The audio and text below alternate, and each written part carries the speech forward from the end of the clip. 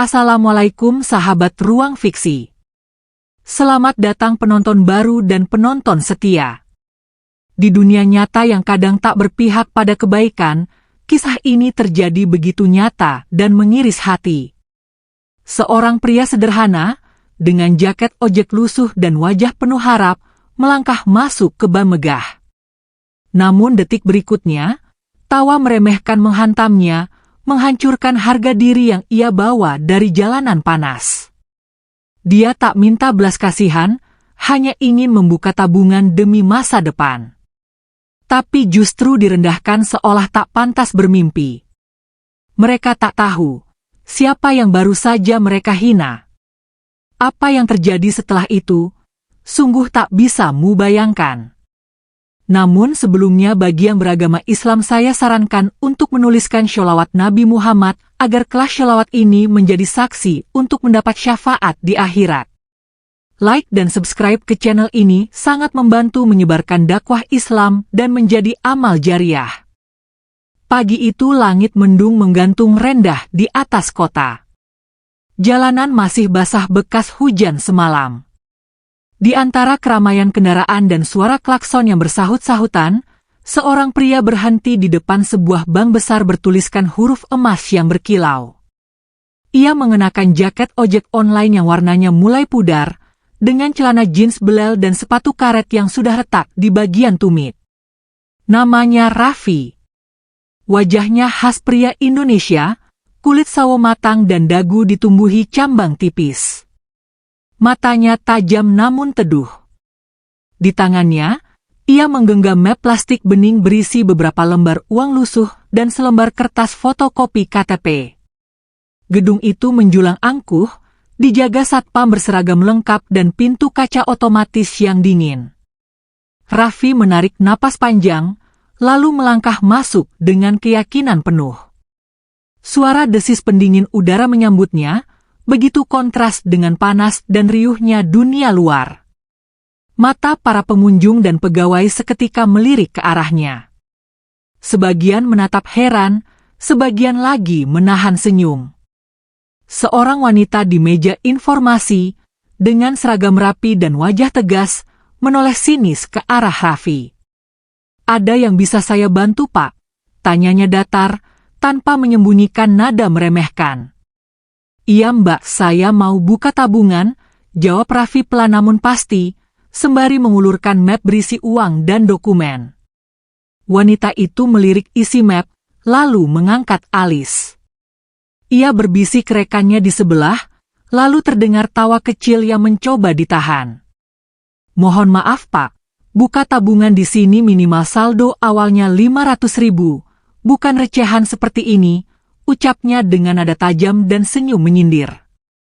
Pengunjung di belakang Raffi mulai membentuk barisan dan menyaksikan kejadian itu. Beberapa tertawa pelan, ada yang menggelengkan kepala, dan sebagian sibuk merekam diam-diam dengan ponsel. Wajah Raffi tetap tenang. Ia tidak membalas dengan kemarahan. Ia hanya mengangguk pelan, mengambil kembali mapnya, dan berkata, "Tidak apa-apa Mbak. Saya bisa menunggu." "Menunggu untuk apa?" ejek salah satu satpam, disambut tawa pegawai pria di balik kaunter. "Menunggu manajer bank ini datang," ujar Raffi, tanpa meninggikan suara, namun kalimat itu membuat semua seketika terdiam. Beberapa menit kemudian, suasana bank berubah drastis. Suara langkah kaki cepat terdengar dari arah dalam. Seorang pria paruh baya berbaju jas rapi keluar tergesa, wajahnya panik. Maaf, Anda Pak Raffi?" tanyanya sambil menunduk dalam-dalam di hadapan pria berjaket ojek itu. Semua yang menyaksikan sontak membeku. Pegawai wanita yang tadi mengejek tampak pucat pasi. Mulutnya terbuka, tak mampu berkata-kata. Raffi menatap manajer itu sejenak, lalu berkata pelan, "Tidak perlu minta maaf Pak. Saya hanya ingin buka tabungan seperti warga biasa." Dan di detik itu, sebuah kejutan besar mulai terbuka. Semua mata tertuju pada pria berjaket ojek online yang kini berdiri tegak di tengah-tengah ruangan bank. Suasana yang tadi dipenuhi gumaman, tawa, dan lirikan sinis kini berganti menjadi keheningan yang mencengangkan. Pegawai bank yang sebelumnya memperoloknya mulai menunduk. Bahkan satpam yang tadi sempat menyindir, perlahan-lahan mundur ke belakang, seolah ingin menghilang dari pandangan. Manajer bank itu kembali berbicara dengan suara terbata, "Maafkan staf kami, Pak Raffi. Mereka tidak tahu siapa Bapak sebenarnya." Raffi hanya menatap pria itu dengan sorot mata yang dalam. Tidak marah, tidak juga tersenyum. Ada ketenangan yang justru membuat semua orang di ruangan itu merasa semakin terintimidasi. Semua bertanya-tanya, siapa sebenarnya dia? Dalam detik-detik penuh tekanan itu, Raffi melangkah pelan menuju kursi tunggu. Suara sepatunya yang menyentuh lantai marmer menggemakan ritme yang terdengar dingin. Ia duduk dengan tenang, lalu meletakkan map plastiknya di pangkuan. Uang kertas lusuh yang semula dianggap remeh, kini terlihat seperti simbol perlawanan terhadap dunia yang penuh penilaian dari sampul luar. Manajer bank berusaha mengatur napas, lalu membisikkan sesuatu kepada pegawai wanita yang sebelumnya mempermalukan Raffi. Wajah wanita itu langsung memucat, tangannya gemetar saat mengambil formulir baru, dan dengan kepala tertunduk ia menghampiri Raffi. "Mohon maaf Pak, saya akan bantu proses pembukaan tabungannya," ucapnya lirih. Raffi mengangguk pelan. "Tidak perlu minta maaf pada saya. Minta maaflah pada dirimu sendiri, karena telah menghakimi seseorang hanya dari apa yang dia pakai." Wanita itu tertunduk semakin dalam. Tak ada pembelaan. Tak ada alasan. Hanya rasa malu yang membakar wajahnya. Di luar ruangan bank, kabar kejadian aneh ini mulai menyebar. Salah satu video yang direkam pengunjung tadi sudah tersebar di media sosial. Judulnya mencolok, "Ojek online dihina saat buka tabungan, tapi ternyata dia bukan orang biasa." Sementara itu, di dalam ruang manajer bank, sebuah rapat darurat kecil digelar. Beberapa staf senior dan kepala bagian keamanan dipanggil. Manajer berbicara dengan suara rendah namun penuh tekanan. "Kalian semua harus hati-hati dalam melayani siapapun mulai sekarang.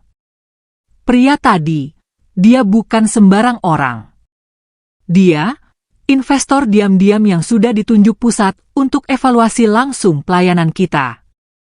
Dia sengaja menyamar jadi driver ojek. Dan semua perlakuan kalian sudah masuk catatan." Kata-kata itu membuat seluruh ruangan membeku. Seorang pegawai pria yang sempat tertawa tadi langsung menunduk dalam-dalam. Suara detak jam di dinding terdengar sangat jelas. Kembali ke Raffi, ia kini duduk di ruang tunggu nasabah prioritas setelah akhirnya pihak bank menyadari siapa dia. Namun, bukan kenyamanan ruangan itu yang menarik perhatian Raffi, melainkan foto-foto penghargaan yang tergantung di dinding, penuh dengan wajah-wajah pejabat, selebriti, dan tokoh kaya yang dielu-elukan. Ia mendekati salah satu bingkai. Matanya berhenti pada foto seorang pria tua dengan setelan jas hitam. Bibirnya terkatup rapat. Pikirannya melayang jauh. Dulu, saat Raffi masih duduk di bangku SMP, ia pernah diusir dari bank karena datang dengan celana sobek. Niatnya saat itu hanya ingin membantu ibunya menarik uang bantuan sekolah. Satpam bank waktu itu mendorongnya keluar dengan keras, menganggapnya pengemis. Sejak hari itu, Raffi bersumpah suatu hari nanti, ia akan kembali ke dunia perbankan, bukan sebagai pengemis, tapi sebagai orang yang akan mengubah sistem dari dalam. Dan hari itu akhirnya tiba. Bukan dengan jas mahal. Bukan dengan pengawalan. Tapi dengan jaket ojek dan map plastik, agar semua bisa melihat wajah asli pelayanan publik kita yang sebenarnya. Sementara itu, di ruangan belakang ban, pegawai wanita bernama Rani, yang sebelumnya menghina Raffi, duduk lemas di kursinya. Wajahnya masih pucat. Ia mencoba membuka ponsel dan mencari nama Raffi di Google. Detik berikutnya, matanya membesar. Nama lengkap pria itu adalah Raffi Irawan Syahputra. Salah satu pengusaha muda yang masuk dalam daftar orang terkaya ketiga di Asia Tenggara versi majalah keuangan internasional. Perusahaan logistik miliknya memiliki ribuan armada ojek dan pengiriman barang di seluruh Indonesia. Dan lebih mengejutkan lagi, Raffi adalah investor baru di bank tempat ia dihina tadi. Rani menutup mulutnya, hampir menangis. Ia tak percaya bahwa orang yang ia hina di depan umum adalah pemilik saham tempat ia bekerja. Di luar, Raffi kembali berdiri. Ia menatap seluruh ruangan yang kini diam. Lalu dengan tenang, ia berkata, "Hari ini saya hanya ingin buka tabungan. Tapi saya dapat pelajaran lebih besar bahwa sopan santun dan hati yang bersih jauh lebih bernilai daripada saldo seseorang." Kata-kata itu seperti cambuk yang menghantam nurani semua yang mendengarnya. Tak lama kemudian, Raffi berjalan keluar dari bank. Langkahnya mantap. Tak ada satupun yang berani menatap matanya. Semua hanya bisa menunduk, membisu, dan menyesali tindakan mereka. Di depan ban, seorang pria tua pemulung menghampirinya, meminta sisa makanan.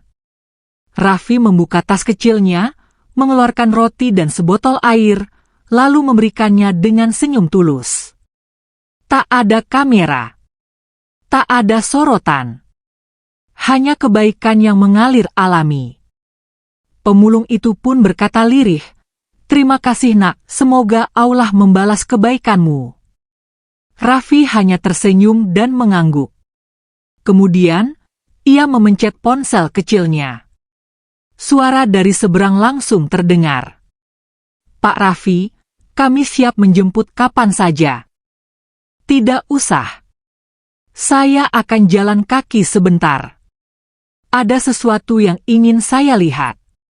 Di ujung jalan, terlihat seorang anak kecil berseragam sekolah berdiri di tepi trotoar dengan tas robek. Raffi menghampirinya. "Neng, kenapa sendiri?" Anak itu menjawab lirih, "Enggak bisa bayar ojek, Om, jadi jalan kaki aja." Raffi tersenyum dan berkata, "Ayo, Om antar. Gratis." Anak itu tersenyum cerah. Dan mereka pun melangkah, berjalan bersama, meninggalkan gedung tinggi yang pernah meremehkan, menuju tempat di mana harga diri dan kebaikan masih punya makna. Namun siapa sangka, itu baru awal dari semuanya. Kejutan yang lebih besar menanti, karena identitas asli Raffi belum semuanya terungkap. Hujan turun rintik-rintik saat Raffi berjalan menyusuri trotoar bersama anak kecil bernama Mira. Gadis kecil itu berjalan sambil menggenggam tangan Raffi erat-erat. Ranselnya yang robek tergantung di punggung mungilnya, sedikit basah terkena gerimis. Di balik senyum malu-malu Mira, ada kepolosan dan kelelahan yang membuat hati siapapun yang memandang jadi pilu. Om ini ojek online ya?" tanya Mira pelan sambil menatap wajah Raffi. Raffi tersenyum. "Iya, kadang-kadang. Kalau ada yang perlu ditolong." "Kok mau nganter aku gratis?" lanjutnya. "Karena kamu ingetin Om sama seseorang." Mira menoleh, wajahnya penasaran. Tapi Raffi hanya membalas dengan anggukan dan senyum kecil yang penuh makna. Tak lama kemudian, mereka sampai di sebuah rumah kontrakan sempit di gang kecil. Dindingnya dari bata kotak dicat, atapnya seng karatan. "Makasih Om," kata Mira sembari membuka pintu. Di dalam rumah, Terlihat seorang wanita paruh baya dengan jilbab lusuh tengah duduk menjemur pakaian basah di ruang tamu. Ia terkejut melihat anaknya datang bersama pria berjaket ojek. "Mira, siapa ini?" tanyanya. "Ini Om Raffi, MA. Yang antar Mira pulang." Wanita itu tersenyum kaku dan buru-buru berdiri. "Maaf ya Mas, rumah kami berantakan." Raffi hanya mengangguk sopan. Namun diam-diam, sorot matanya menyapu seluruh ruangan. Matanya berhenti pada sebuah foto tua yang tergantung di dinding rumah. Foto seorang pria dengan seragam tentara. Wajahnya keras, namun mata dan rahangnya sangat familiar. Seketika itu juga, dada Raffi terasa sesak. Ia mengambil satu langkah mendekat ke foto tersebut, sementara sang ibu Mira memperhatikan gerak-geriknya dengan bingung. "Maaf Bu, boleh saya tanya, siapa pria di foto ini?" tanya Raffi lirih. Wanita itu tampak kaget, lalu menjawab, "Itu suami saya. Tapi beliau sudah meninggal 15 tahun lalu." "Namanya siapa?" Suara Raffi bergetar. "Namanya Daryono. Prajurit TNI." Rahang Raffi mengeras. Lututnya hampir goyah. Ia mengenal nama itu. Sangat mengenalnya. Karena Daryono adalah sahabat ayah kandungnya. Sahabat yang dahulu berjanji menjaga keluarganya sebelum semuanya hancur. Belasan tahun lalu, Raffi kecil hidup dalam keluarga yang sederhana namun bahagia. Ayahnya, Bayu Syahputra, adalah seorang pengusaha kecil yang jujur. Namun karena fitnah dan konspirasi bisnis, ayahnya dijebak dan dijatuhkan oleh sahabat dekatnya sendiri. Dan orang itu adalah Daryono. Peristiwa itu menghancurkan segalanya. Ibunya jatuh sakit karena stres berat, lalu meninggal. Raffi yang masih remaja hidup berpindah-pindah dari panti asuhan hingga menjadi buruh cuci piring di rumah makan. Dendam dan luka masa lalu itu ia kubur dalam, namun ia tak pernah lupa wajah Daryono, orang yang ia percaya, tetapi justru menusuk dari belakang. Namun kini, anak Daryono justru diselamatkannya. Bukan karena belas kasihan, tetapi karena rasa kemanusiaan yang lebih besar dari dendam. "Om, mau masuk dulu nggak?" tanya Mira polos. Raffi menggeleng. "Enggak usah. Om harus pergi sekarang." "Makasih ya udah temenin jalan." Ia menoleh sekali lagi ke arah foto di dinding, lalu melangkah keluar di bawah gerimis yang mulai deras. Langkahnya cepat. Dadanya sesak. Pikirannya campur aduk. Di markas besar perusahaan Raffi Group, puluhan pegawai menyambut kedatangan pria itu dengan hormat.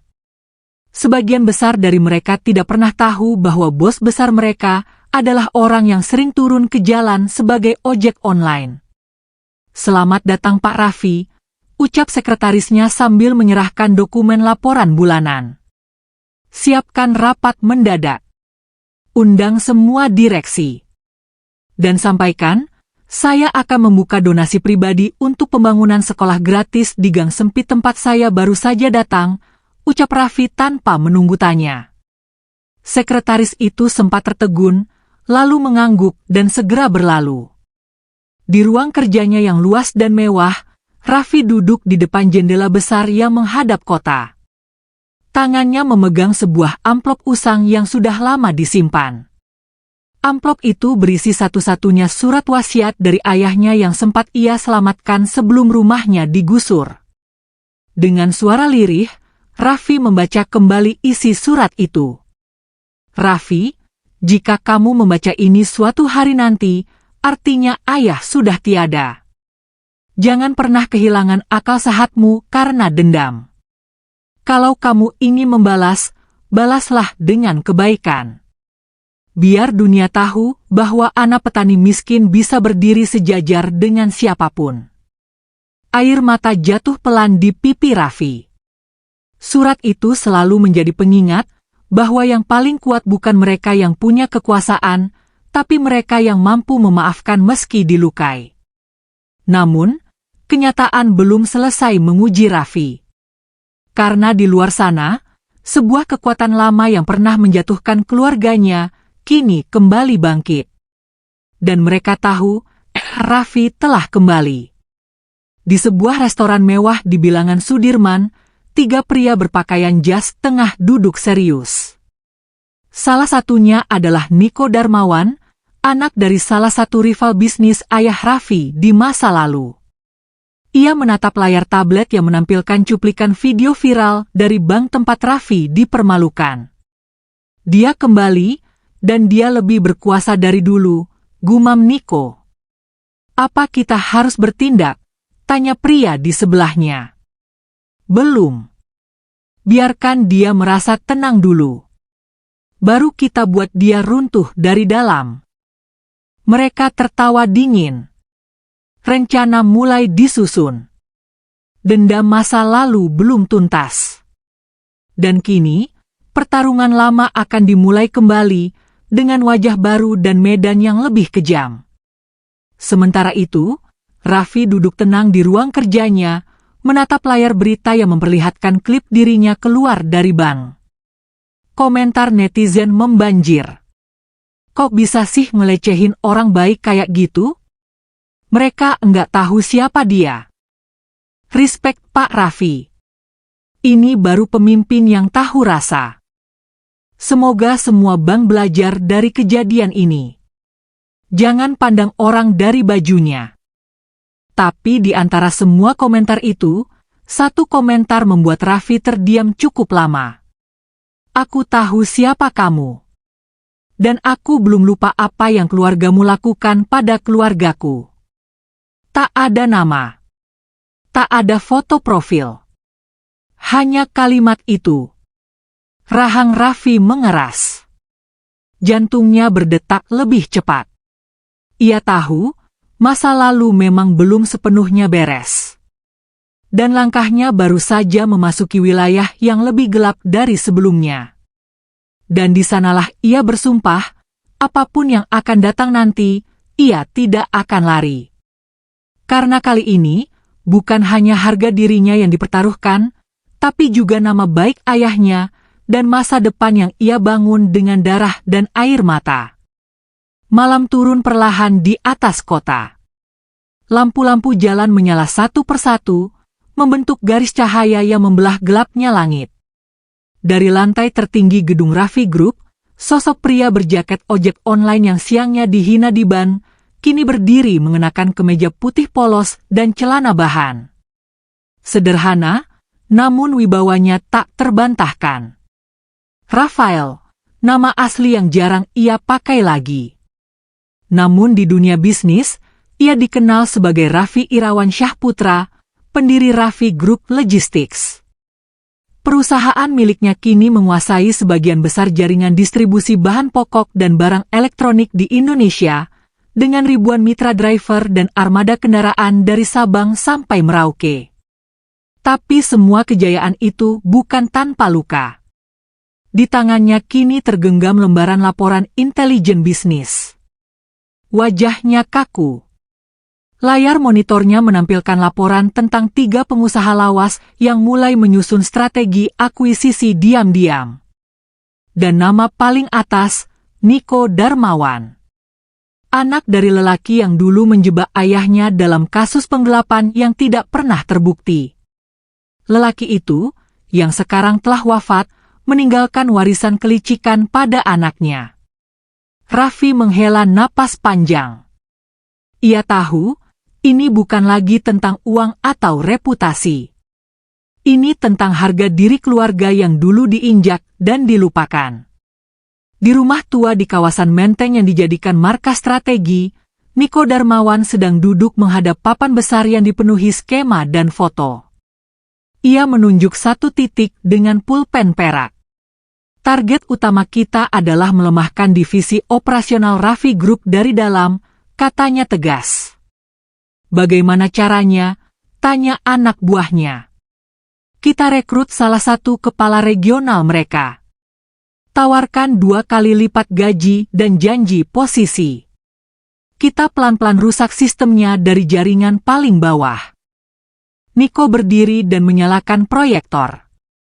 Dan yang paling penting, kita harus jatuhkan simpati publik padanya. Itu yang bikin dia kuat. Kembali ke kantor pusat, Raffi memanggil beberapa nama ke ruang rapat internal. Salah satunya adalah Andi, pria muda yang sudah ikut bersamanya sejak hari-hari awal berdagang barang rongsokan keliling. Andi, saya rasa kita akan dihadapkan pada gangguan besar. Kamu harus jaga logistik jalur selatan. Pastikan semua armada kita tidak kena sabotase. Saya mencium bau permainan kotor, ujar Raffi. Andi mengangguk. Saya siap, Bang. Dari dulu kita hidup di jalan. Tahu mana kawan, mana musuh. Raffi tersenyum. Tapi sekarang medan kita bukan hanya aspal. Ini medan reputasi. Di hari yang sama, Raffi mengunjungi seorang tokoh tua bernama Pak Rusman, mantan sahabat ayahnya yang kini tinggal di desa pinggiran Bogor. Meski sudah sepuh dan matanya mulai rabun, Pak Rusman mengenali Raffi seketika. Kamu anak Bayu, ya? Masya Allah, kamu makin mirip beliau, ucapnya sambil meneteskan air mata. Iya, Pak. Saya datang untuk minta petunjuk. Karena saya rasa, orang-orang yang menjatuhkan ayah dulu, mereka mulai muncul lagi. Pak Rusman memandang tajam. Kau masih simpan buku hitam ayahmu? Raffi mengangguk. Dari dalam tasnya, ia mengeluarkan sebuah buku catatan kulit yang sudah usang.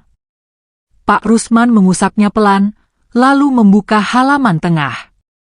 Di sana tertulis nama-nama lengkap dan beberapa kode rahasia. Ini bukan sekadar buku. Ini daftar siapa saja yang dulu ikut menjatuhkan ayahmu. Dan salah satunya, Daryono. Hati Raffi mencelos. Daryono. Ayah dari Mira. Pria yang ia bantu tanpa tahu bahwa ia bagian dari masa lalu kelam keluarganya. Tapi, Pak, dia sudah wafat. Pak Rusman mengangguk. Iya, tapi dendam bukan untuk dikerjakan pada yang mati. Tapi pada sistem yang mereka tinggalkan. Kalau kamu ingin menyelamatkan nama baik ayahmu, kamu harus berdiri lebih tinggi dari semua yang pernah menjatuhkannya. Hari-hari berikutnya berjalan cepat. Video viral tentang Raffi masih terus menyebar. Sebagian besar netizen memujinya, menyebutnya sebagai simbol kerendahan hati. Namun tak sedikit pula yang mulai menyebar fitnah baru, video editan, potongan-potongan ucapan palsu, dan tuduhan bahwa Raffi cuma pencitraan. Komentar-komentar menyakitkan mulai muncul. Semua settingan. Orang tajir mana mau naik ojek online? Jangan percaya, dia itu cuma main drama buat jadi viral. Udah kaya, masih aja cari simpati. Di ruangannya, Raffi membaca satu persatu komentar itu tanpa mengubah ekspresi. Ia tahu, ini awal dari serangan opini. Dan ia tak bisa melawannya dengan kemarahan. Di balik layar, Niko meluncurkan operasi bernama Jatuhkan Simpati. Rusak dari dalam, ia menyewa buzzer dan akun-akun palsu untuk menyebarkan hoaks. Sebagian media mulai memberitakan sisi gelap yang tidak benar tentang Raffi, termasuk kabar palsu bahwa ia memiliki hubungan gelap dengan salah satu karyawannya. Semua dilakukan agar kepercayaan publik goyah. Namun Raffi tak tinggal diam. Ia mulai mengumpulkan bukti. Ia menyewa tim digital forensik untuk melacak sumber penyebaran berita hoaks tersebut. Dan hasilnya mengarah pada satu server pribadi yang berlokasi di gedung milik keluarga Darmawan. Raffi tidak langsung bertindak. Ia menahan diri. Karena kali ini, ia ingin pembalasan yang bukan sekadar membalas, tapi menyentuh jantung kesombongan musuh. Hari itu, Raffi mengadakan konferensi pers dadakan. Dengan kamera dari berbagai stasiun TV lokal dan nasional terpasang, ia berdiri di podium, mengenakan jaket ojek online miliknya yang asli, masih dengan noda oli di lengan dan saku kanan yang robek. Saya bukan siapa-siapa. Saya hanya anak dari seorang ayah yang difitnah dan ibu yang meninggal karena sedih. Saya tahu bagaimana rasanya dihina saat miskin dan dipuji saat kaya.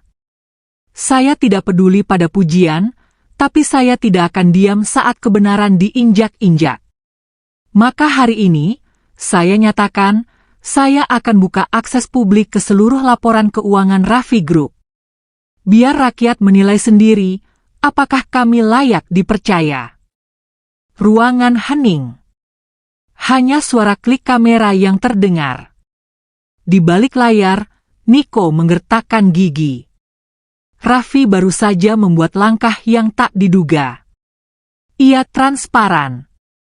Dan publik mulai kembali mendukungnya dengan lebih kuat. Dia main elegan, gumam Niko. Tapi kita lihat seberapa jauh dia bisa bertahan.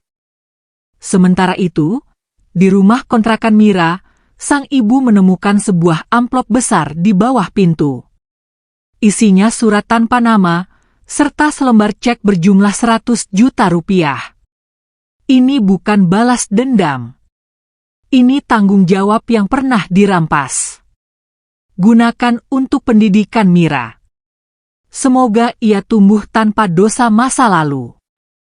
Air mata sang ibu menetes. Ia menggenggam surat itu erat-erat, lalu bersujud, memohon pada Allah agar anaknya kelak tumbuh di jalan yang tidak berliku seperti masa lalu mereka. Namun tak ada yang tahu bahwa Raffi belum menyelesaikan semuanya. Masih ada satu nama lagi yang paling berat untuk dihadapi. Dan nama itu adalah orang yang kini berada di dalam perusahaannya sendiri. Malam itu, Raffi berdiri mematung di depan jendela kantor utamanya. Angin dari celah jendela menggoyangkan tirai tipis, namun pikirannya tak tergoyahkan.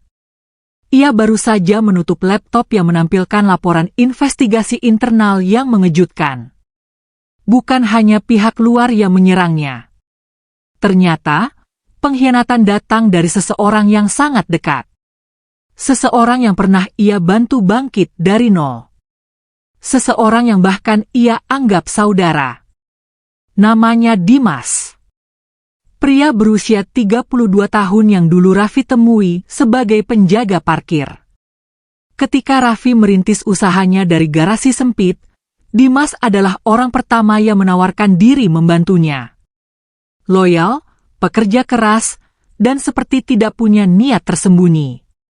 Tapi malam ini, laporan investigasi menunjukkan fakta lain. Dimas diduga telah membocorkan sistem logistik internal ke pihak luar. Nama perusahaannya digunakan untuk menutupi transaksi gelap dalam bentuk pembocoran rute strategis. Raffi menutup mata, napasnya bergetar. Bukan karena marah, tapi karena kecewa. 2 hari sebelumnya, terjadi insiden yang tak banyak diketahui publik.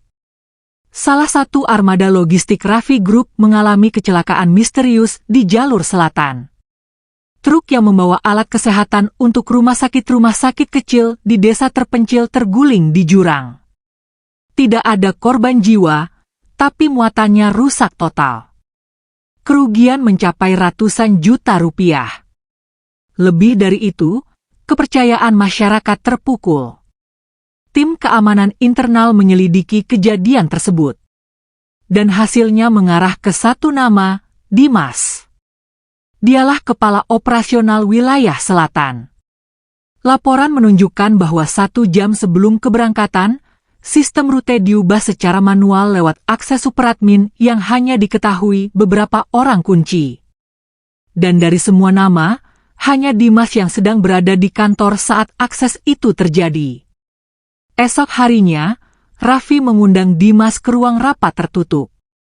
Suasana tegang. Meja panjang itu hanya ditemani 2 cangkir kopi, 1 map coklat, dan keheningan yang menggantung berat. "Duduk, Dimas," ujar Raffi pelan. Dimas masuk, langkahnya ragu.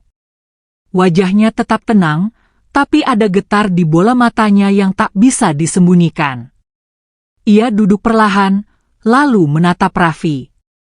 "Ada apa, Vi?" Raffi tidak menjawab langsung. Ia membuka map, mengeluarkan lembaran data, lalu menyodorkannya ke arah Dimas. "Bisa jelaskan ini?" Dimas menatap data itu. Sekilas saja, lalu ia menunduk. Tak ada pembelaan. Hanya keheningan. "Kenapa, Mas?" Suara Raffi serak. "Apa yang bikin kamu lakuin ini?" Dimas mengangkat wajahnya perlahan. Bibirnya bergetar. "Karena saya capek, Vi. Dari dulu saya ikut kamu, saya rasa saya gak pernah dapat porsi yang pantas. Saya kerja siang malam, tapi nama kamu yang selalu disebut. Saya yang kelola rute, saya yang hadapi demo driver, tapi kamu yang dipuji." Raffi terdiam. Kata-kata itu seperti pisau. Bukan karena isinya, tapi karena datang dari orang yang dulu ia beri kesempatan saat dunia menolak. "Mas, kamu lupa saat istri kamu butuh operasi darurat, siapa yang jual motor untuk bantu? Kamu lupa waktu anakmu masuk rumah sakit, siapa yang jagain kamu di koridor 2 malam tanpa tidur?" "Saya gak lupa," suara Dimas meninggi. "Justru karena itu saya makin sakit hati. Saya tahu saya gak akan pernah bisa jadi kamu. Jadi, lebih baik saya ambil jalur lain." Raffi menunduk. Napasnya berat. "Saya gak akan hukum kamu sekarang, Mas. Tapi mulai hari ini, semua akses kamu saya cabut. Dan saya minta, kamu tinggalkan kantor ini dengan kepala tegak. Jangan bawa dendam yang belum selesai." Dimas terdiam. Lalu berdiri, melangkah ke pintu. Namun sebelum keluar, ia berbalik dan berkata, "Kamu pikir ini akhir? Ini baru awal, Vi. Saya kenal sistem perusahaan ini lebih dalam dari siapapun. Dan saya kenal kamu terlalu baik." Pintu ditutup pelan, tapi dentingannya terasa seperti ledakan. Setelah kejadian itu, Raffi memerintahkan audit besar-besaran di semua divisi. Ia tahu, luka dari dalam jauh lebih berbahaya daripada serangan dari luar. Banyak yang merasa gerah. Beberapa pegawai lama mundur. Sebagian menghilang tanpa jejak. Tapi di tengah kekacauan itu, Raffi tak pernah mengendurkan niatnya.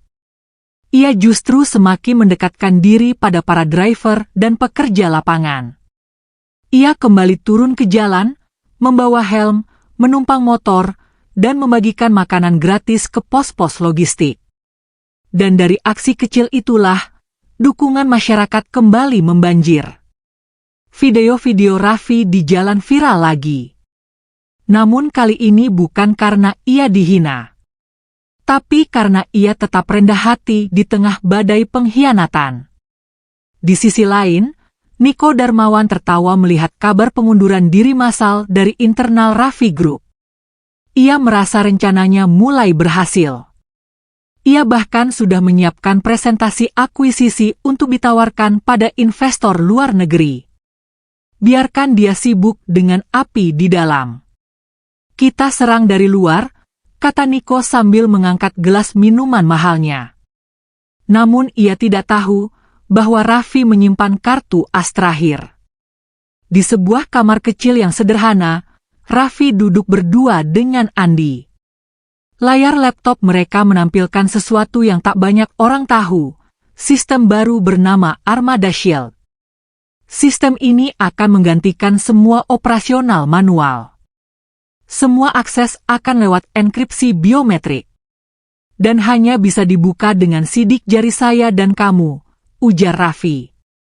Andi mengangguk.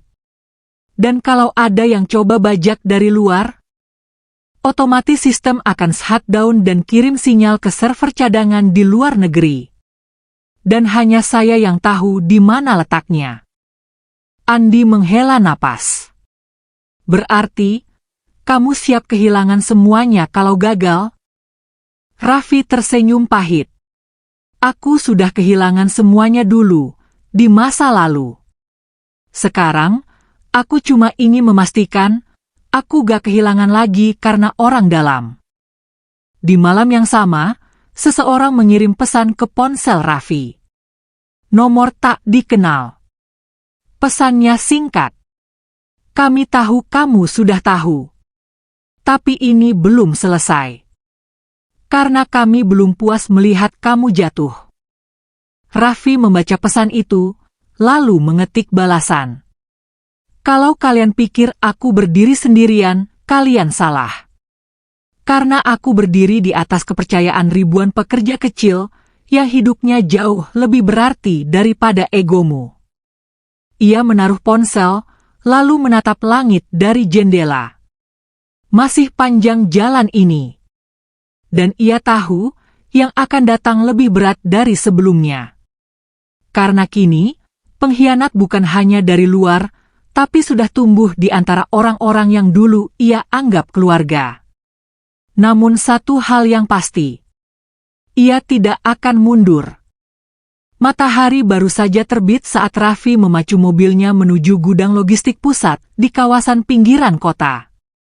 Udara pagi masih dingin, tapi pikirannya sudah membara. Malam tadi ia tidak tidur. Bukan karena takut, tapi karena ia menyusun rencana. Rencana untuk melawan balik, bukan dengan kekerasan, tapi dengan strategi. Ia tahu, jika ia terpancing emosi, maka ia sudah kalah sebelum bertempur. Sesampainya di lokasi, ia disambut oleh puluhan sopir dan mitra logistik yang selama ini menjadi tulang punggung perusahaan. Wajah-wajah mereka kelelahan tapi tulus. Sebagian masih mengenakan rompi reflektif dan helm penuh debu. Tapi di balik itu semua, ada loyalitas yang Raffi rasakan kuat, lebih dari sekadar kontrak kerja. Pagi semua, sapa Raffi dengan suara lantang. Pagi Pak. Serempak mereka menjawab, sebagian langsung berdiri. Saya tahu, beberapa hari ini kalian dengar banyak kabar. Ada yang bilang perusahaan ini akan bangkrut. Ada yang bilang saya sudah dijual ke pemilik asing. Tapi saya berdiri di sini bukan untuk klarifikasi. Saya berdiri di sini untuk satu hal, percaya. Semua diam. Raffi melangkah maju, berdiri di atas bangku kayu agar semua bisa melihatnya. Kita semua dibesarkan oleh jalanan, oleh keringat, oleh peluh dan debu. Jadi saya tidak akan tunduk pada fitnah. Saya tidak akan menjual perusahaan ini pada siapapun. Dan saya janji, tak akan satu pun dari kalian saya korbankan untuk menyelamatkan nama saya sendiri. Beberapa driver tampak berkaca-kaca. Salah satu dari mereka, bernama Asep, maju ke depan dan bersuara. Kami di sini, Pak. Dari awal ikut Bapak bukan karena gaji. Tapi karena kami merasa ada keadilan di tangan Bapak. Raffi mengangguk. Ia menahan emosi. Ini bukan tentang logistik. Ini tentang manusia yang selama ini dipinggirkan, dan kini menemukan tempat untuk dihargai. Sementara itu, di sebuah ruang kantor mewah, Niko Darmawan duduk santai dengan segelas kopi mahal.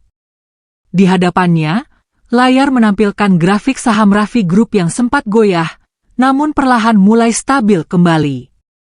Kenapa grafiknya naik lagi? gerutunya. Asisten pribadi di sampingnya menjawab hati-hati, karena masyarakat mulai mendukung lagi, Pak. Setelah video pidato beliau di gudang logistik viral semalam, semua simpati balik ke pihak Pak Raffi. Niko membanting gelas. Kopi tumpah, membasahi laporan akuisisi yang disusun seminggu terakhir. Semua ini gak boleh gagal. Kamu dengar saya? Kalau perlu, kita adu reputasi di media. Saya akan bikin semua orang ragu padanya. Saya akan buka masa lalunya. Saya akan. Tapi Pak, semua tuduhan lama sudah dibantah dengan bukti. Bahkan pihak regulator keuangan menyatakan audit Raffi Group bersih. Dia bukan dewa, bentak Niko. Dan saya akan buktikan itu. Hari itu juga, tim legal dari Raffi Group menerima surat panggilan sidang dari pihak Darmawan Corp. Tuduhan mereka, pencemaran nama baik, sabotase proyek, dan penggelapan data tender pemerintah. Tuduhan itu tidak masuk akal. Tapi cukup untuk membuat kegaduhan di media. Semua televisi mulai menyiarkan pernyataan satu arah dari pihak Darmawan, seolah Raffi bersalah sebelum diadili. Di ruangannya, Raffi menerima dokumen tersebut. Ia membaca dengan tenang. Matanya tak berkedip. Andi masuk tergesa-gesa, wajahnya tegang. Vi, ini bukan cuma gugatan. Ini perang terbuka. Aku tahu. Jadi langkah kita. Raffi berdiri, mengambil sebuah kotak dari laci. Di dalamnya ada flash disk hitam kecil. Ia menatap benda itu lama. Lalu menyerahkannya ke Andi. Ini data asli. Rekaman pembicaraan antara ayah Niko dan jaringan politik saat menjatuhkan ayahku dulu. Aku simpan ini bertahun-tahun.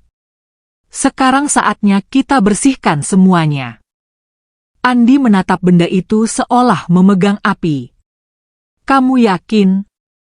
Kita nggak balas dengan fitnah. Tapi dengan kebenaran. Kalau mereka buka sidang, maka aku akan buka semuanya di pengadilan. Di hari persidangan, Raffi datang tanpa pengacara elit. Hanya ditemani Andi dan satu kuasa hukum lama yang sudah ia anggap sebagai paman sendiri. Ruang sidang penuh. Media, netizen, dan perwakilan serikat buruh ikut hadir. Semua mata menunggu pertarungan dua nama besar ini. Niko datang dengan tim hukum lengkap. Jas mahal, jam tangan mewah, bahkan mobil pengawalan. Ia tersenyum sinis saat berpapasan dengan Raffi. Akhirnya, kamu juga bisa diseret ke tempat ini, bisiknya. Raffi menatapnya sebentar.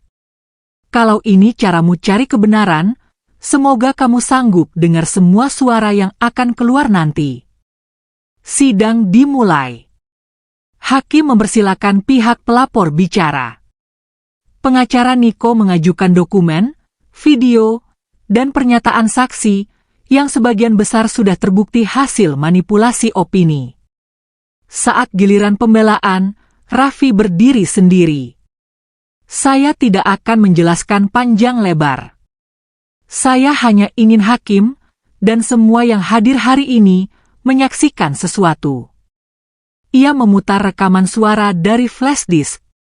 Suara seorang pria tua terdengar. Suara ayah Niko. Kalau kita bisa tumbangkan Bayu Syahputra, maka pasar pengangkutan milik dia bisa langsung kita pegang. Bikin skenario, pakai nama Daryono, jebak dia pakai kontrak fiktif. Dan jangan lupa, anaknya juga. Pastikan gak ada sisa. Suara itu mengguncang ruangan. Hakim mengetuk palu. Keributan terjadi. Media menyorot Raffi.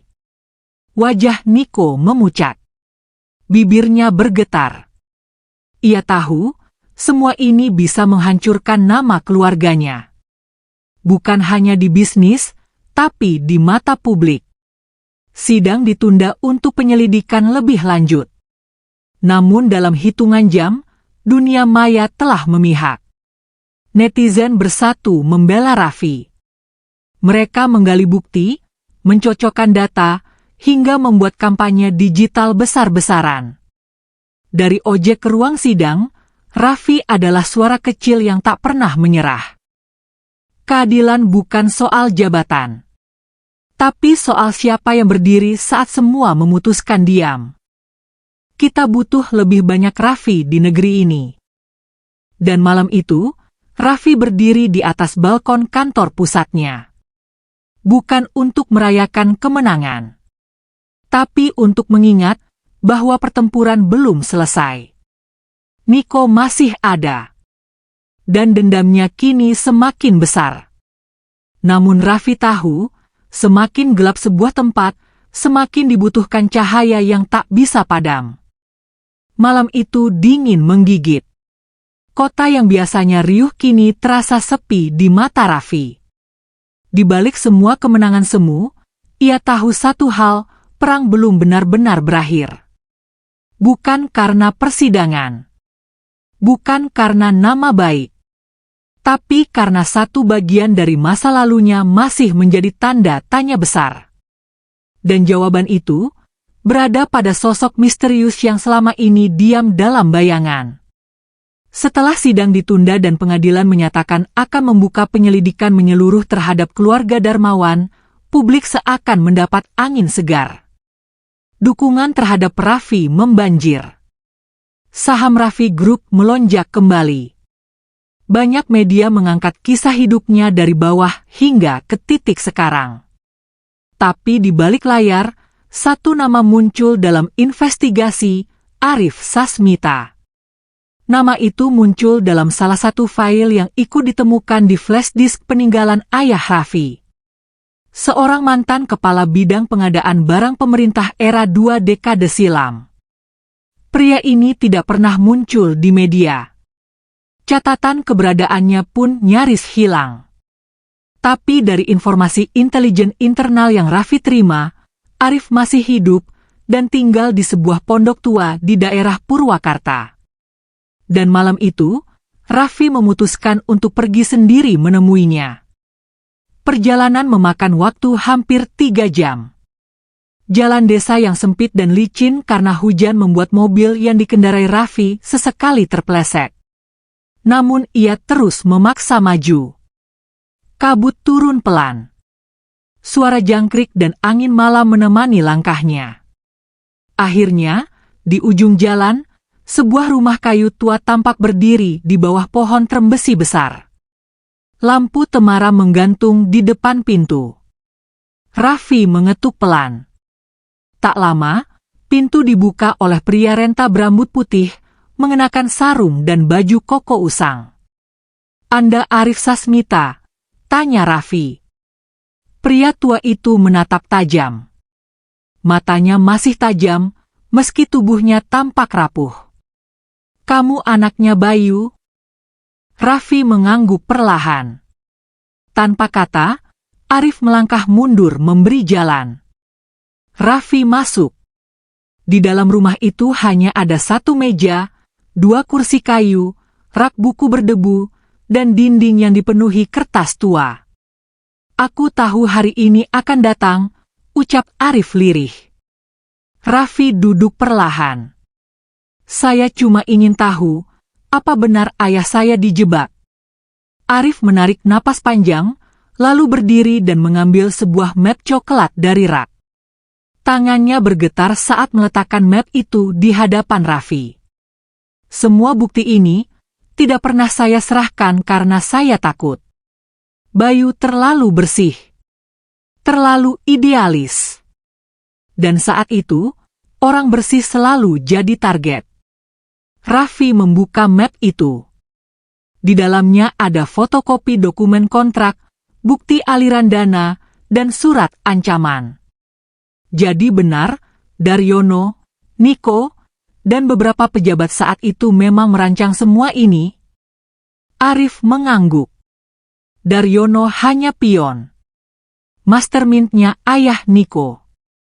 Dan saya yang saat itu membubuhkan tanda tangan karena tekanan. Kenapa baru bicara sekarang? Karena saya baru berani. Karena kamu datang. Dan karena saya ingin mati dalam keadaan bersih. Air mata Raffi jatuh diam-diam. Bukan karena sedih. Tapi karena kebenaran yang selama ini dikubur, akhirnya muncul ke permukaan. Pak, boleh saya gunakan dokumen ini sebagai bukti tambahan? Gunakanlah. Tapi hati-hati. Mereka masih punya cengkeraman. Mereka tak akan diam. Raffi berdiri. Ia menjabat tangan Arif erat. Terima kasih, Pak. Mungkin ini akan mengubah segalanya. Tidak. Ini hanya akan memulai segalanya. Kembali ke kota, Raffi langsung menyerahkan dokumen tersebut ke tim hukum. Hari itu juga, ia menggelar konferensi pers kedua. Kali ini bukan hanya untuk klarifikasi, tapi untuk pengakuan sejarah. Dengan suara lantang di hadapan wartawan, ia berkata, "Saya bukan pahlawan. Saya anak dari pria yang difitnah. Dan hari ini, saya berdiri bukan untuk membalas, tapi untuk membenarkan. Semua bukti telah saya serahkan ke pengadilan. Dan saya percaya, kebenaran pada akhirnya akan menemukan jalannya." Sementara itu, di kantor Darmawan Corp, Niko duduk di kursi ruangannya dengan wajah dingin. Asisten pribadinya datang tergesa-gesa. "Pak, semua media memberitakan kesaksian Arif Sasmita." Netizen mengamuk. Sebagian pemegang saham mulai menarik diri. Niko menatap layar televisi yang menampilkan wajah Raffi di konferensi pers. "Bukan itu yang saya takutkan," ucapnya pelan. "Terus, apa?" "Yang saya takutkan, dia belum keluarkan semua kartunya." Hari demi hari berlalu. Berita tentang persidangan makin panas. Publik mendesak agar kasus lama ayah Raffi dibuka kembali. Bahkan aktivis hukum dan jurnalis mulai membentuk koalisi pembela integritas. Di sosial media, tagar rehabilitasi Bayus muncul dan trending selama 2 minggu berturut-turut. Dan di tengah gelombang dukungan itu, Raffi diam-diam menyusun langkah berikutnya. Dengan dukungan penuh dari timnya, ia merancang proyek Kembali ke Akar, sebuah inisiatif sosial untuk membangun sekolah gratis, beasiswa anak driver, dan pusat pelatihan kerja untuk para pengangguran. Semua itu bukan pencitraan, tapi pembuktian bahwa kemenangan sejati bukan di ruang sidang, tapi di hati rakyat.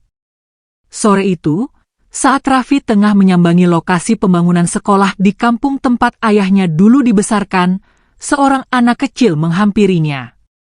Memakai kaos lusuh dan sandal jepit bolong. "Om Raffi, bener Om yang dulu naik motor ojek?" Raffi tersenyum. "Iya." "Emang kenapa?" "Kata bapakku, orang baik biasanya nggak malu kelihatan miskin." Raffi mengusap kepala anak itu. "Om cuma belajar dari ayah Om, kalau hidup itu bukan tentang dilihat, tapi tentang dikenang." Namun di kejauhan, dalam diam yang tidak terlihat, seseorang memotret interaksi itu. Kamera disembunyikan di balik tas. Foto itu lalu dikirim lewat ponsel ke seseorang. Dan pesan balasan pun muncul. "Hancurkan dari tempat dia paling lemah. Dari rakyat yang dia lindungi. Perang belum usai. Dan luka lama belum benar-benar tertutup." 1 minggu setelah konferensi pers besar-besaran Raffi, dukungan publik semakin menguat. Proyek sosial Kembali ke Akar yang ia gagas berhasil menarik perhatian nasional. Banyak tokoh masyarakat, aktivis, bahkan artis mendukungnya. Dalam waktu singkat, pembangunan 3 sekolah gratis untuk anak sopir dan buruh harian dimulai di 3 kota besar, Bandung, Semarang, dan Surabaya. Namun di balik semua euforia itu, satu celah kelemahan mulai terbuka. Rakyat kecil yang selama ini dilindungi Raffi kini menjadi sasaran empuk permainan licik dari musuh lamanya. Pagi itu, seorang supir logistik bernama Pak Handoko, salah satu mitra awal Raffi Group, tiba-tiba ditangkap di depan anak dan istrinya. Tuduhannya, penggelapan barang ekspedisi. Padahal ia baru saja pulang mengantar bantuan sembako ke desa pelosok. Penggerebekan itu direkam dan disebar oleh media yang diduga dibayar. Sehari setelahnya, kasus serupa menimpa Ibu Surti, Kepala Koperasi Mitra Binaan Raffi Group di Jawa Timur. Kiosnya disegel, uang tabungan warga di dalamnya dibekukan.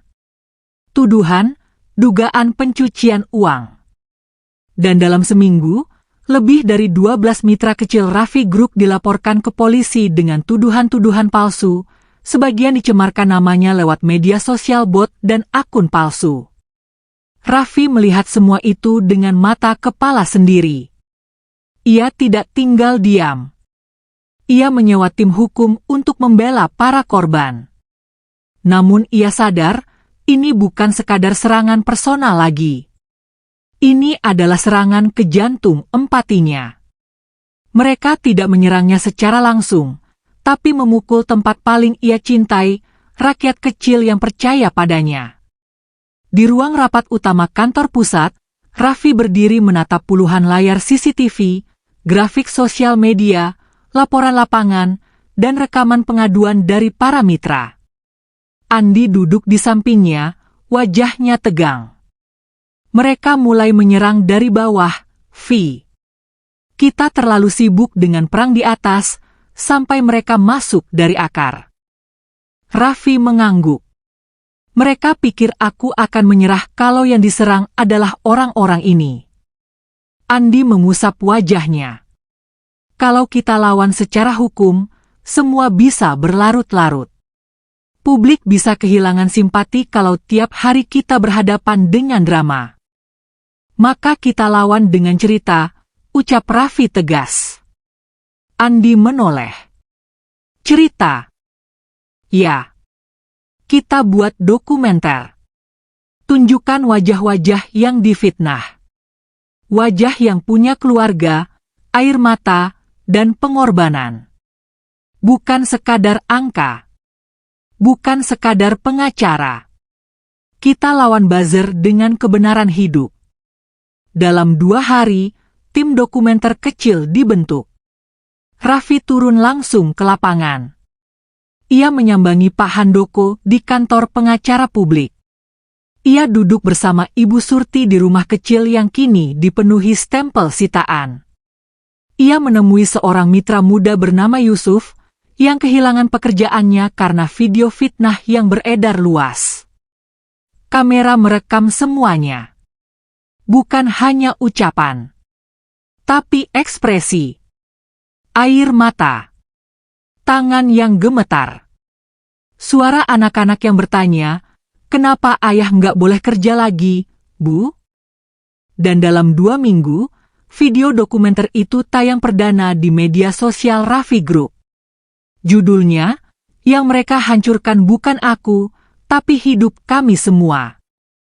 Dalam 6 jam, video itu ditonton 4 juta kali. Dalam sehari, 11 juta kali. Dalam 3 hari, semua portal berita membahasnya. Opini publik berbalik secepat petir. Netizen bersatu kembali. Rakyat mulai turun tangan, menandatangani petisi untuk mengusut balik dalam pembunuhan karakter massal ini. Bahkan seorang jurnalis senior menulis dalam editorial nasional. Mereka kira bisa membungkam Raffi dengan menakuti rakyat.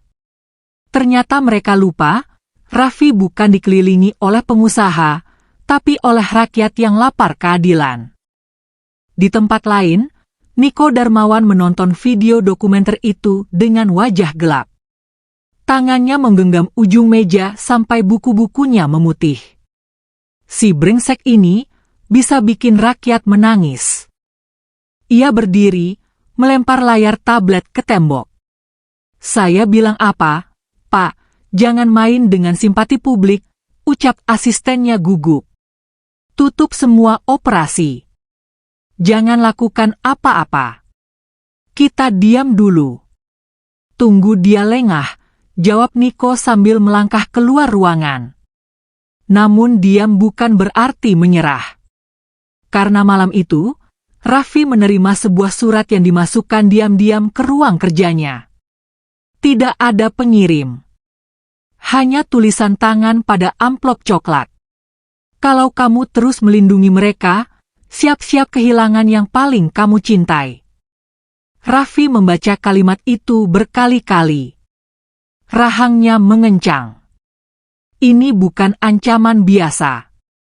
Ini adalah langkah terakhir dari pihak yang tahu betul bahwa ia tidak takut kehilangan nama baik, tapi takut kehilangan orang-orang yang tidak bersalah.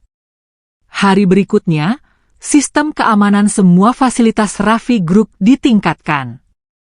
Semua pengemudi, staf koperasi, dan mitra binaan diminta waspada.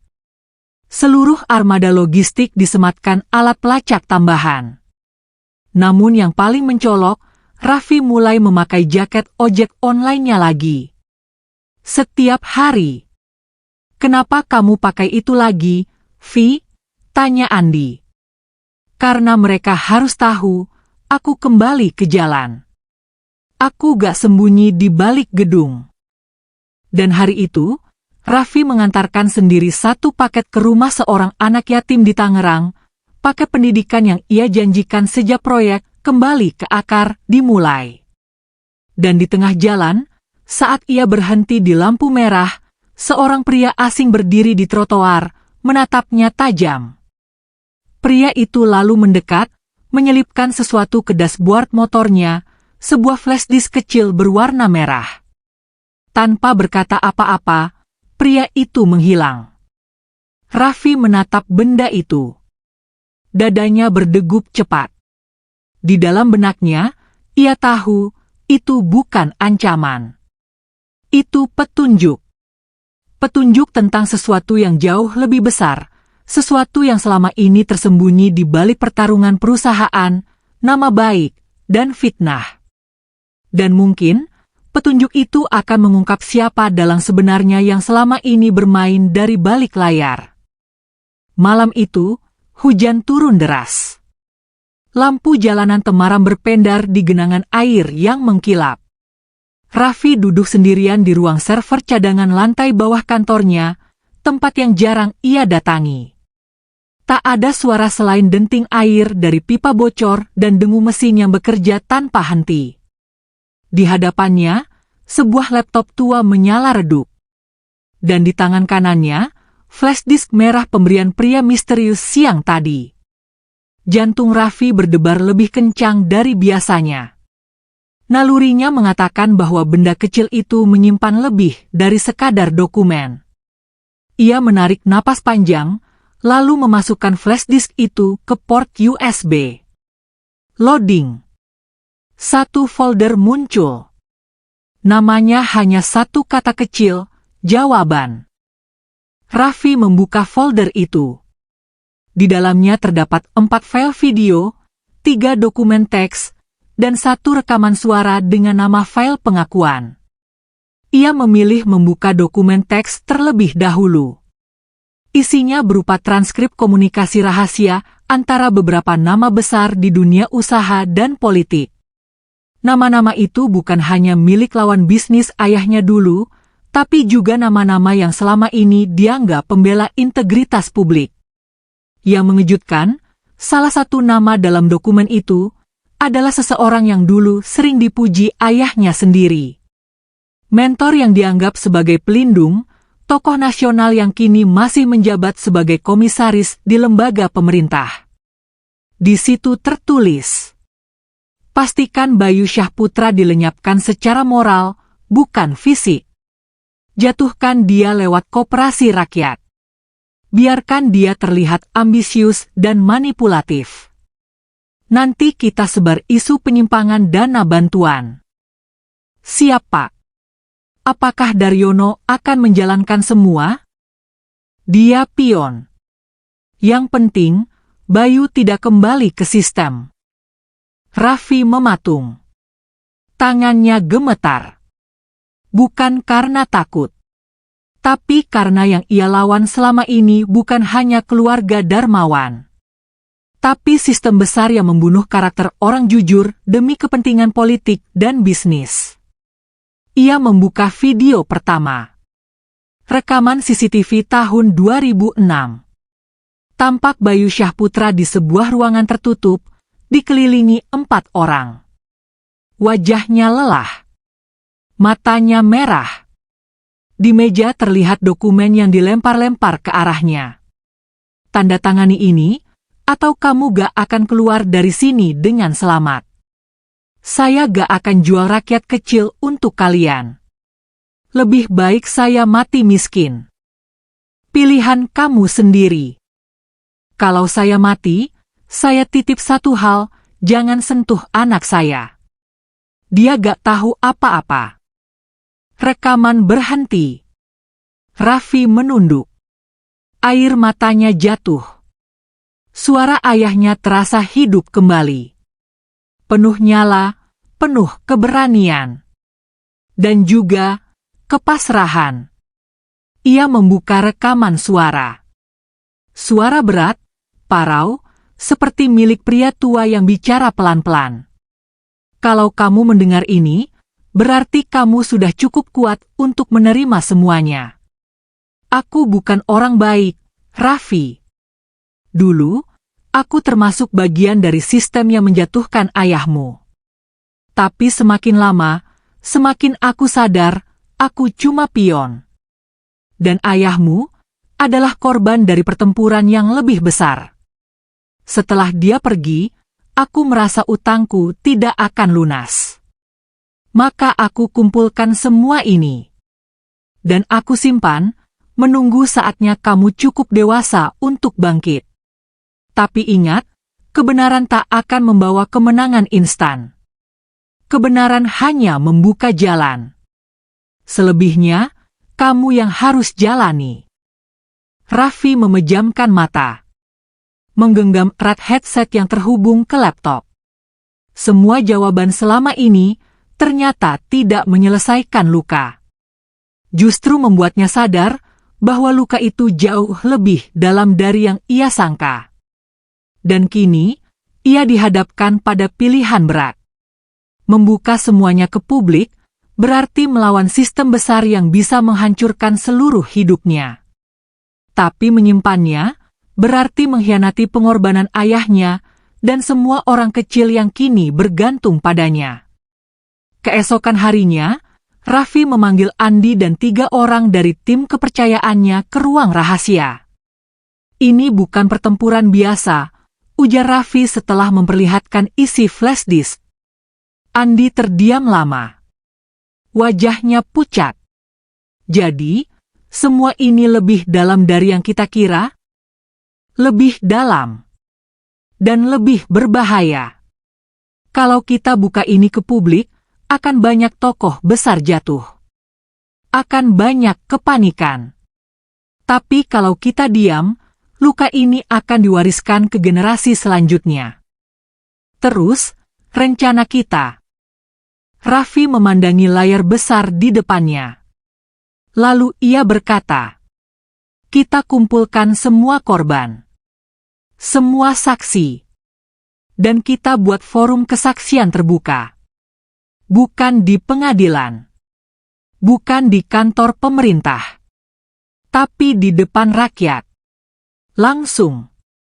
Biar semua lihat. Biar semua dengar. Biar yang bersembunyi tak bisa lagi main dalam gelap. Andi tampak ragu. Kalau mereka serang, Vi? Kalau mereka kirim aparat atau ganggu fasilitas kita siarkan di puluhan channel sekaligus. Kita gandeng semua jurnalis independen. Kita pakai teknologi livestream peer-to-peer. Biar gak bisa di-take down. Kita bawa cerita ini ke setiap sudut rumah rakyat. Seminggu kemudian, forum rakyat digelar. Panggung besar sederhana dibangun di lapangan terbuka bekas pasar tua, tempat dulu ayah Raffi sering membagikan sembako. Tak ada lampu sorot mewah. Hanya penerangan jalan dan puluhan warga yang membawa lilin. Satu persatu, orang-orang yang selama ini diam, berdiri di depan mikrofon dan bersaksi. Pak Handoko bercerita bagaimana ia difitnah. Ibu Surti bercerita tentang ancaman diam-diam yang ia terima. Bahkan seorang mantan pejabat koperasi, yang kini pensiun dan sekarat karena kanker, muncul secara daring dari ranjang rumah sakit, memberikan kesaksian dengan suara nyaris habis. Dan akhirnya, Raffi berdiri. Ayah saya bukan pahlawan. Dia hanya orang biasa yang ingin hidup jujur. Tapi dunia ini kadang terlalu takut pada orang jujur. Karena orang jujur tidak bisa dikendalikan. Angin berembus pelan. Suara Raffi bergema tanpa pengeras suara mewah. Hanya mikrofon lapuk dan speaker pinjaman dari komunitas setempat. Dan malam ini, kita buktikan bahwa kejujuran yang dulu dibunuh, kini hidup kembali. Lewat suara kalian, lewat air mata kalian, dan lewat setiap nyawa yang tak ingin dibungkam. Tepuk tangan meledak. Beberapa warga menangis. Beberapa berdiri sambil mengangkat tangan ke langit. Dan dunia maya pun meledak. Dalam satu malam, tayangan forum rakyat itu menembus 20 juta penonton. Para influencer, aktivis, akademisi, hingga artis nasional ikut menyebarkan. Bahkan media luar negeri mulai meliput. Mereka menyebutnya kebangkitan keadilan rakyat dari bawah. Namun di sudut kota lain, seseorang menonton tayangan itu dari ruang gelap. Seseorang yang selama ini tidak muncul. Bukan Niko. Bukan komisaris. Tapi dalang sebenarnya. Ia menutup layar, lalu berkata kepada seseorang di bayangannya. Anak itu sudah sejauh ini. Kita harus pilih, diam, atau hancurkan semuanya. Dan perintah pun dikeluarkan. Sebuah rencana terakhir yang tak hanya menyerang Raffi, tapi akan mengguncang seluruh negeri. 2 hari setelah forum rakyat digelar, suasana kota tampak berubah. Papan-papan reklame yang biasanya menampilkan iklan bank, produk sabun, dan senyuman palsu politisi kini berganti menjadi kutipan-kutipan dari pidato Raffi. Mural dengan wajah ayahnya menghiasi dinding-dinding kota. Rakyat bersatu. Bukan dalam demonstrasi, tapi dalam suara senyap yang menggema kemana-mana. Namun di tengah kemenangan moral itu, sesuatu yang jauh lebih mengerikan sedang dipersiapkan. Di sebuah ruang bawah tanah hotel mewah yang disewa rahasia, 6 pria berkemeja gelap duduk melingkar. Di tengah ruangan, ada layar besar yang memperlihatkan wajah Raffi dari siaran forum rakyat. Seorang pria tua bertubuh tinggi, dengan rambut perak yang disisir rapi dan kacamata emas tipis, berdiri di depan layar. Wajahnya datar. Suaranya pelan namun dingin. Anak ini sudah melewati batas. Dia bukan cuma ancaman reputasi. Dia ancaman sistem. Seorang pria di kanan bertanya, kita mau hukum lewat sistem hukum. Pria tua itu menggeleng. Tidak. Kita akan cabut akar yang membuatnya tumbuh. Kita akan buat rakyat yang dulu membelanya berbalik mengutuknya. Bagaimana caranya? Pria tua itu tersenyum samar.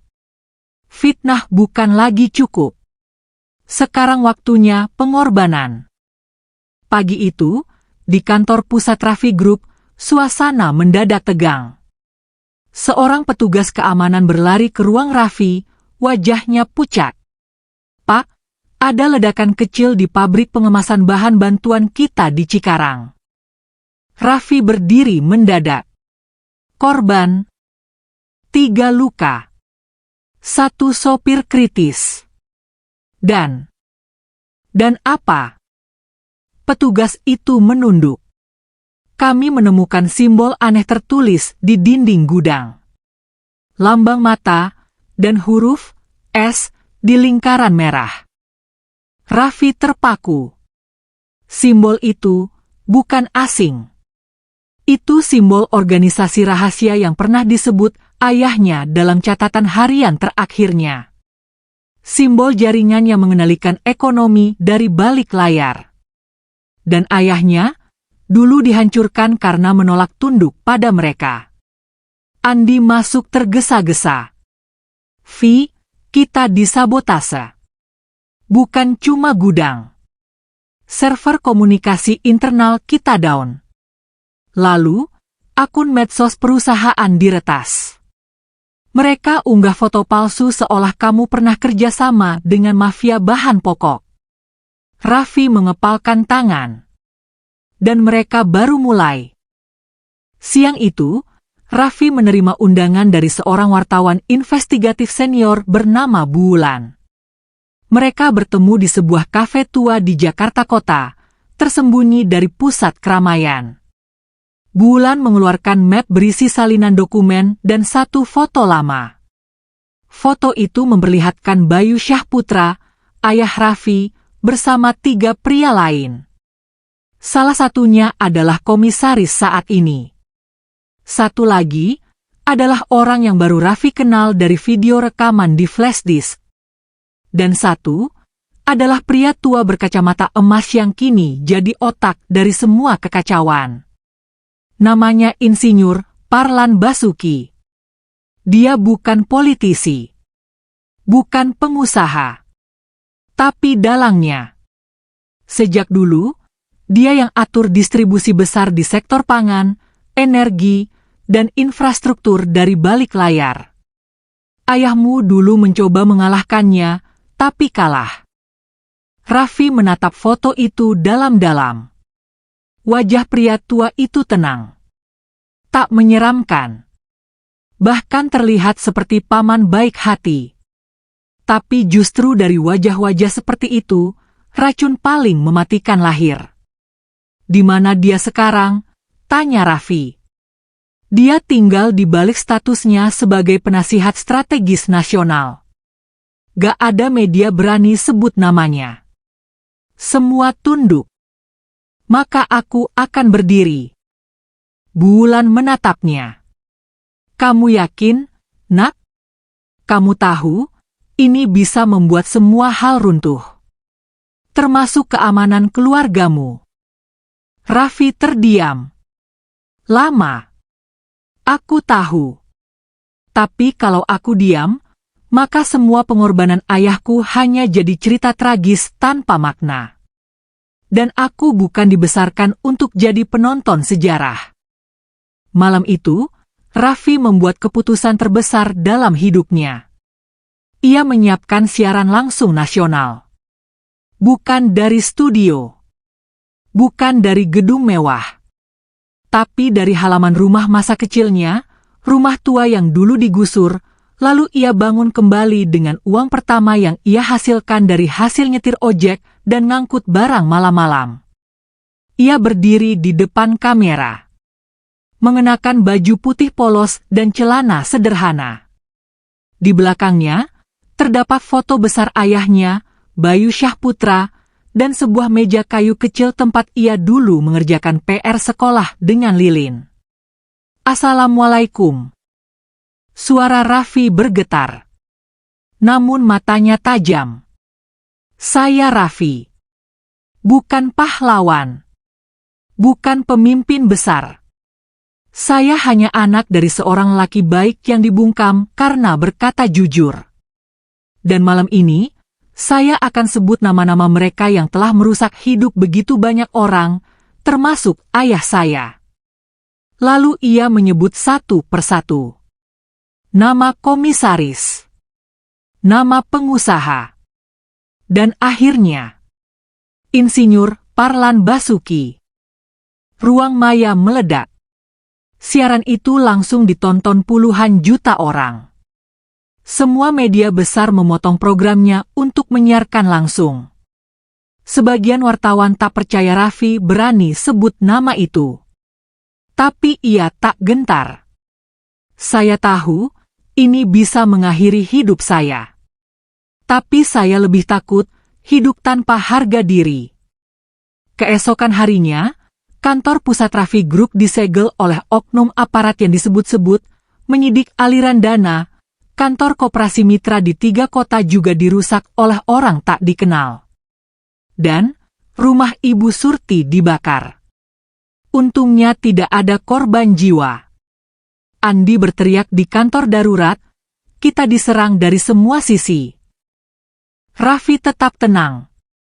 Ia duduk, menatap layar laptop yang menampilkan data-data hasil backup. Kita udah buka luka. Sekarang waktunya biarkan rakyat lihat siapa yang menusuk. Dan benar. Dalam waktu 48 jam, dukungan publik berubah jadi gelombang revolusi moral. Demonstrasi besar-besaran muncul secara damai di puluhan kota. Warga memakai baju putih polos dan membawa tulisan, "Kami semua Bayu Syahputra."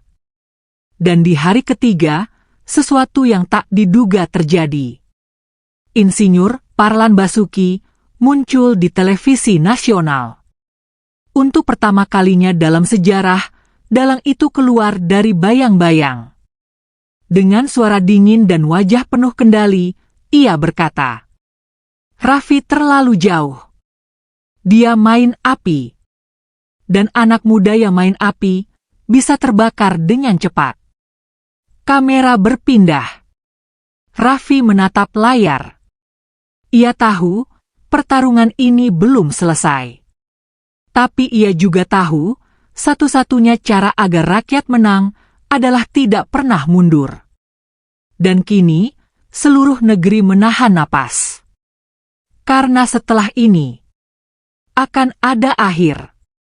Atau, justru awal dari sesuatu yang jauh lebih besar. Hari itu langit Jakarta murung. Awan menggantung seperti kabut yang enggan pergi. Ribuan orang berkumpul di depan gedung Pengadilan Tinggi Nasional, mengenakan pakaian putih polos, membawa poster bertuliskan satu kalimat yang kini menjadi gerakan, "Kami semua Bayu Syahputra." Dari atas podium kecil yang didirikan secara swadaya, seorang pemuda bersuara lantang membacakan pernyataan publik. "Kami, rakyat, bukan hanya saksi. Kami adalah korban. Dan malam ini, kami menuntut keadilan bukan hanya untuk Raffi, tapi untuk setiap orang kecil yang pernah dipatahkan oleh sistem yang korup dan rakus." Tepuk tangan dan air mata membaur jadi satu. Kamera dari berbagai negara menyorot, tak ada yang berpaling. Karena hari itu, bukan hanya Jakarta, tapi Bandung, Medan, Surabaya, Makassar, hingga desa-desa terpencil pun serempak melakukan aksi diam. Menunduk selama 1 menit untuk mengenang perjuangan Bayu Syahputra dan keberanian anaknya, Raffi. Di ruang sidang tertutup, Raffi duduk sendiri. Jaket ojek online-nya ia lipat rapi di pangkuan. Tak ada pengacara. Hanya dirinya.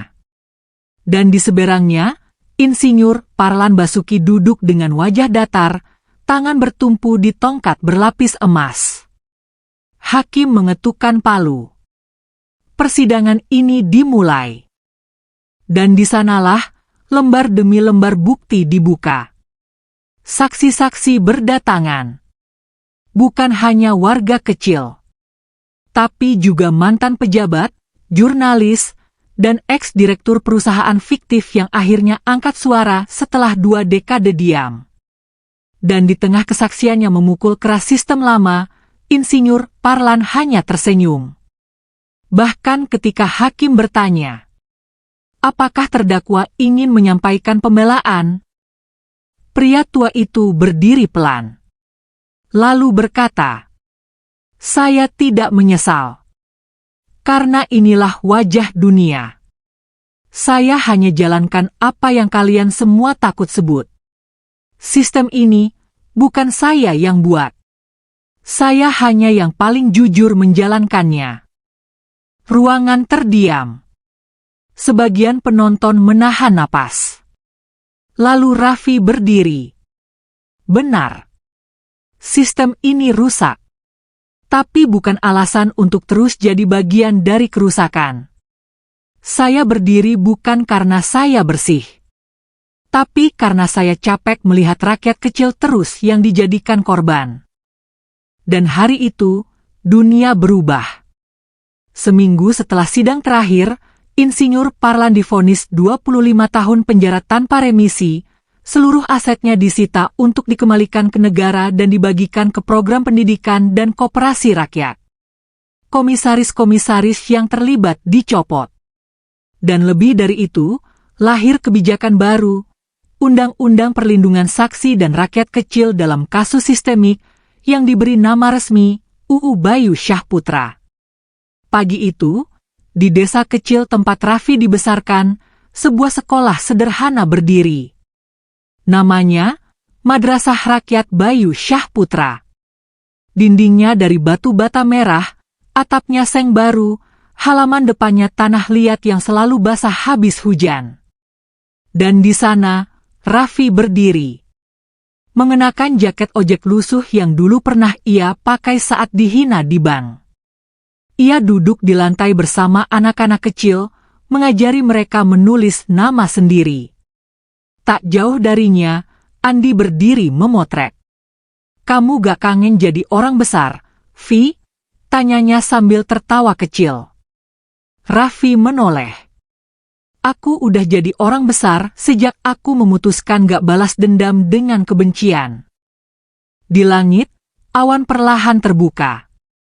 Cahaya matahari jatuh pelan di halaman sekolah.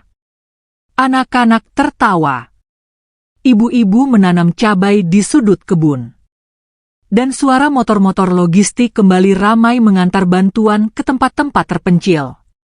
Dan di sudut kecil ruangan, di atas meja kayu sederhana, terdapat bingkai kecil berisi potret pria dengan senyum tulus dan sorot mata tajam. Bayu Syahputra. Ia tak pernah kembali hidup. Tapi namanya, kini hidup di setiap langkah yang berani mengatakan kebenaran. Dan Raffi tidak lagi sendirian. Karena kebenaran, meski terluka, akan selalu menemukan jalannya pulang.